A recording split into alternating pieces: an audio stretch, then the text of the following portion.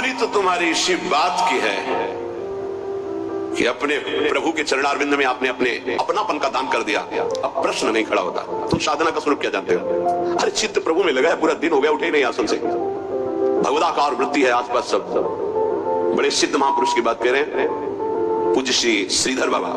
इतनी रज होगी पूरे सिंहासन में, इतनी ऊंचाई से, क्योंकि परिक्रमा नजदीक काली देखे। उनको शरीर की शुद्ध नहीं तो कब वो रज पूछे। मच्छरदानी लगी थी, मच्छर क्या पूरा हाथ चला जाए, और 10-5 छिपकली उस मच्छरदानी में चिपकी रहती थी। बस ऐसे घुस गए अंदर, बस पूरा कमरा कहीं जाला, कहीं ये कहीं वो। जब बाबा इसे साफ, अरे नहीं आए, चलो तुम बाहर। ऐसे जहां उनकी स्थिति है, कभी कभी ऐसी स्थिति देखी है कि जो वाणी से नहीं बोल सकते, ऐसी अनिर्वचनीय स्थिति। आंखों से अश्रुधारा, शरीर कांप रहा, सैया पे छूने की हिम्मत नहीं, चरण चापने गए, होश ही नहीं बाबा को, होठ फड़फड़ा रहे हैं, कैसी भगवदाकार एकदम स्थिति। जब उपासक चित्त प्रभु से जुड़ेगा तो ये सब अच्छा नहीं लगता। बढ़िया संगमरमर, बढ़िया सैया, बढ़िया नहीं खान पान ते भावे है, नहीं कोमल वसन सुहावे है, सब विषय लगे ते खारा है, हरियासिक का मग न्यारा है। क्या चल रहा है? ये दिमाग क्या कह रहा है? हर भाव हमारा केवल लौकिकता से जुड़ता है। भजन को क्या जाना, लौकिकता सिद्धांत को भजन माना जाता है। इसीलिए यहाँ शरणागति की ये अलग कोटि से वर्णन कर रहे हैं बाबा। नवधा भक्ति का जो वर्णन होता है ना, उसमें श्रवणम कीर्तनम स्मरणम, शरणागति को बचाने की बात, पुष्ट करने की बात, पूर्णता की बात। 5वां सर्वाधारता। कोई भी हो सबका आधार भक्त बन जाता है, घोर विषयी को भी रास्ता दे देता है। चलो ऐसे चलो भगवान की बात सच्ची कहते हैं। कोई अगर भक्तों के हृदय को जान जाए तो लूट ले, माला माल हो जाए, पर वो भगवान ऐसी सीमा रखते हैं कि तुम जान ही नहीं सकते हो। जैसे कोई फिसल के गिर गया तो आप खड़े होकर नहीं उठा सकते हो, फिसल के गिरने वाले की गिरने की स्थिति में पहुंचना पड़ा। वैसे ही झुक के, वैसे ही गिर के, फिर उसे उठा करके फिर खड़ा किया गया। जितनी स्थिति में वो गिरा हुआ उसी स्थिति में पहुंचकर उठा। उसको क्या जरूरत है झुकने की? जिसने अपने जीवन में कभी भोगों को, विषयों को, संसार को, गृहस्थ को स्वीकार ही नहीं किया, वो तुम्हारे बीच में घुसकर तुम्हें पकड़कर जहां तुम हो वैसी स्थिति से उठाकर ऊपर खड़ा कर रहा है। अगर तुम सही उपासक होते तो दृष्टि मात्र से तुम्हारा उद्धार हो जाता, लेकिन तुम उस बात को नहीं समझते हो। इसलिए ये सब व्यवहार अपनी स्थिति से उतरकर और झुककर तुम्हारे समान बनकर तुमको उठाया जाता है।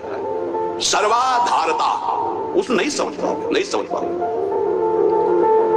काम से, स्नेह से, भय से, क्रोध से, द्वेष से, किसी भी तरह से वो जुड़ जाए केवल तुम्हारी वृत्ति उनसे, वो संभाल करके उठा करके सच्चिदानंद में जोड़ देंगे। चाहे भगवान से जुड़े या भगवत प्राप्त महात्मा से, भगवत प्रेमी से जुड़े, वही पहुंचा देंगे। नंग धड़ंग शराब पिए हुए गंगा जी में खड़े हैं, उपद्रव कर रहे हैं। नारद जी महाराज के सामने अभद्र स्वरूप में खड़े। ये पशुता तुम्हारे अंदर केवल धन वैभव के अभिमान से आई है। तुम कुबेर के पुत्र हो, ये हालत तुम्हारी। जाओ, मैं तुम्हें शाप देता हूं, तुम वृक्ष योनि को प्राप्त हो जाओ। लगाना कि महात्मा बहुत कड़ुआ स्वभाव प्रकट कर दिए, बहुत करुणा कर दी। हालत क्या थी, पहुंचा कहां दिया? वृक्ष तो बनो पर नंदालय के। जाओ, तुम्हें सच्चिदानंद भगवान का दर्शन, संभाषण और स्पर्श प्राप्त हो, जो बड़ी बड़ी साधनाओं से नहीं प्राप्त होता। नारद जी ने शाप दे के प्राप्त करा दिया। दामोदर गोविंद भगवान के उदर में बंधा हुआ उखल है, घसीटते हुए वहां जाते हैं, यमलार्जुन के बीच में फंसा देते हैं, मारते हैं अखिल शक्तियों के स्वामी, जरा सा झटका उखड़कर दोनों वृक्ष गिर जाते हैं। उनसे दिव्य रूप धारण करके यही प्रकट होते हैं जो यमलार्जुन बने हुए थे। नलकुबर मणिग्रीव शायद ऐसा नाम है। भगवान का दर्शन, संभाषण, स्पर्श। साप दे दिया तो ये प्राप्त हुआ। विचार करके देखो, समझ में नहीं आता जीव को, समझ में नहीं आता कि हमारे ऊपर कितनी कृपा है। सर्वाधारता इस शरणागति की पुष्टता का लक्षण है। वो सबका आधार बन जाता है। जैसे हमारी सबकी आधार भूमि है, ऐसे वो भक्त बन जाता है। रखो मेरे ऊपर पैर, निकल जाओ भगवान की गोद में, जाओ। वो इस उदारता को, इस कृपा को इस साधारण जन नहीं जानते और हेलना करते हैं। एक एक वृत्ति तुम्हारी संभालने के लिए हमारी श्री जी की भक्ति तैयार है। एक एक वृत्ति को तुम्हें रोना नहीं आया कि हमारे ऊपर कितनी कृपा है। बहुत कृपालु शरणागत जन होते श्री जी के। जैसे श्री जी का स्वभाव तो वही अंश में उतरता है उनके जनों में। सर्वाधारता, सबके लिए आधार भूमि बनने के लिए तैयार है। 6वां पूर्ण विश्वास अपने इष्ट पर। जैसे राम काज के लिए लंका में प्रवेश कर रहे हैं हनुमान जी महाराज, और निशाचरी स्थिति है लंका में। अब एक महाभागवत तो बहुत देवी प्रवेश कर रहे हैं तो पहले श्री राम जी का स्मरण करके अपने हृदय में भगवान को देखकर हृदय में स्मृति बसा के प्रवेश करते हैं। क्या भाव? प्रविश नगर कीजिए सब काजा, हृदय राखी कौशलपुर। जब किसी भी साधक या किसी से भी भगवान का निज जन उसे उठाने के लिए, तो पहले प्रभु जा रहे हैं, बहुत फिसलन है, नाथ पकड़े रहना। जैसे कोई डूब रहा है, उसको निकालने जा रहा है, प्रयास करेगा, लेकिन वो जो डूब रहा है वो प्रयास करेगा उसको डुबोने का, क्योंकि वो सांस लेना चाहता है।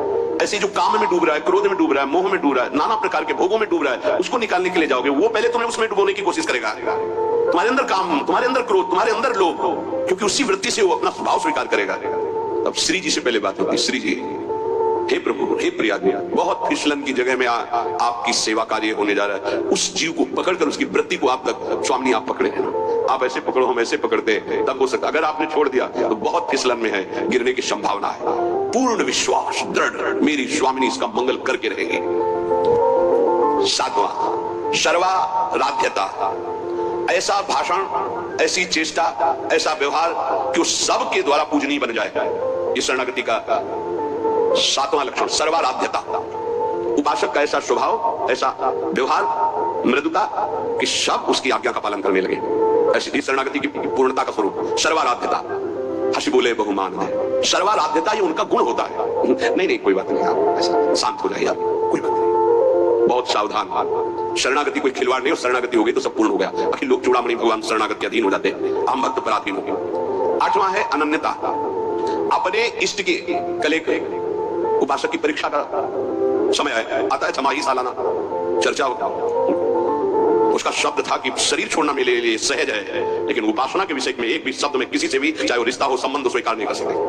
बहुत देखा, बहुत सुना, बहुत सब। आप उपासना के विषय में, अगर मेरी उपासना में कोई बाधा पड़ेगी तो मैं सब कुछ छोड़ सकता हूँ। शरीर छोड़ना मेरे लिए सहज, उपासना रही। उपासना में अगर कोई नहीं, बस इस बात से उस समय तो नहीं कहा जाता बड़ाई कि हाँ शाबाश, नहीं, ठीक है, ठीक है, अच्छे विचार। एकांत में जब मनन होता है तो आशीष निकलता है। हाँ, ऐसे ही अपने आराध्य देव की अनन्यता पे फर्क नहीं पड़ना चाहिए, इसी से भगवत प्राप्ति होती है। 4 दिन के पति पुत्र परिवार के संबंध है, अनंत काल का संबंधी मेरा उससे मिलने का अवसर आया है। अब ये सब माने हुए नहीं, जो है उनके लिए है। प्रभु मेरे प्रीतम, मेरे पति, मेरे प्राणनाथ, मेरे जीवन, ये माने हुए हैं। 30 वर्ष पहले तुम जानते भी नहीं थे कि कौन है जिनको तुम पति पुत्र परिवार प्रीतम क्या क्या भाव, और 30 वर्ष बहुत बहुत प्लस और जोड़ लीजिए, इसके बाद खाक में मिल जाएगा तुम्हारा तन और उनका भी तन ना, वो संबंध रहेगा ना, वो परिचय रहेगा।